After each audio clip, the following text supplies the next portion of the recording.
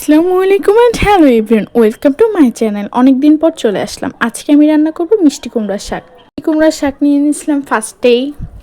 আজকে এই শাকটা রান্না করব চিংড়ি মাছ দিয়ে। তার জন্য ফার্স্টেই কড়াইতে সাদা তেল দিয়ে নিয়েছিলাম। মাছের ভিতরে আমি চিংড়ি মাছ ব্যবহার করব। এই কারণে চিংড়ি মাছ আমি কেটে নিয়েছিলাম ভালোভাবে, তেলটা ভালোভাবে গরম করে নিচ্ছিলাম, নিয়ে চিংড়ি মাছগুলো দিয়ে নিয়েছিলাম। চিংড়ি মাছগুলো দিয়ে সুন্দরভাবে নাড়াচাড়া করে নিয়েছিলাম যাতে লেগে না যায়। কড়াইতে লেগে গেলে তরকারিতে অন্যরকম একটা স্বাদ চলে আসে। মানে আগে থেকে আমি ভালোভাবে নাড়াচাড়া করে নিয়েছিলাম চিংড়ি মাছের তারপরে দিয়ে নিয়েছিলাম 2 চামচ লবণ। মাছের ভিতরে লবণ না গেলে ভালোই লাগে না। তারপরে দিয়ে নিয়েছিলাম 1 চামচ হলুদ। হলুদ যদি মাছের ভিতরে না যায় একদমই স্বাদটাই নষ্ট হয়ে যায়।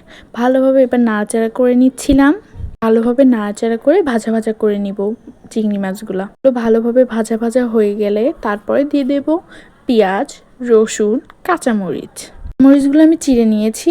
পেঁয়াজ, রসুন এবং কাঁচামরিচ দিয়ে নিয়েছিলাম মাছের ভিতরে, দিয়ে ভালোভাবে নাড়াচাড়া করে নিচ্ছিলাম যাতে লেগে না যায়।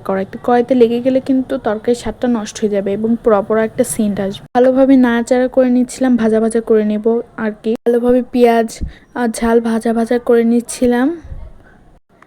ভাজা ভাজা হয়ে যাওয়ার পর তার ভিতরে দিয়ে দিব জিরা বাটা আর রসুন বাটা। কিছুটা রসুন ভাজা ইউজ করছিলাম, আর কিছুটা দিয়েছিলাম বেটে। দুইটা মিক্সড করে আমি বেটে দিয়ে দিয়েছিলাম। ভালোভাবে দিয়ে সুন্দরভাবে নাড়াচাড়া করে নিয়েছিলাম, নিয়ে ভালোভাবে মশলাটা কষাই করে নেব। এটা ভালোভাবে ভাজা ভাজা হয়ে যাওয়ার পর দেখুন আমার মশলাটা কত সুন্দর হয়ে ভাজা হয়ে গেছে। এবার এর ভিতরে দিয়ে দিব পানি।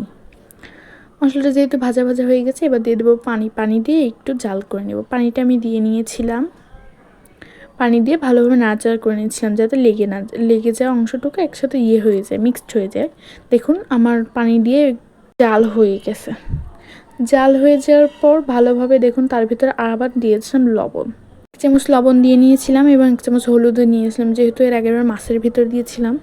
আর কোনো লবণ হলুদ ইউজ করা হয়নি। ভালোভাবে নাড়াচাড়া করেছিলাম জাল হওয়া পর্যন্ত। এবার দিয়ে দেবো আমার মিষ্টি কুমড়ো শাকটা আমি দিয়ে নিয়েছিলাম। শাক দেওয়ার পর নাড়াচাড়া করব না, শাক দিয়ে ভালোভাবে ঢেকে দেবো আর একেবারে কিছুক্ষণ পর দেবো। ভালোভাবে আমি শাকটা দিয়ে নিয়েছিলাম।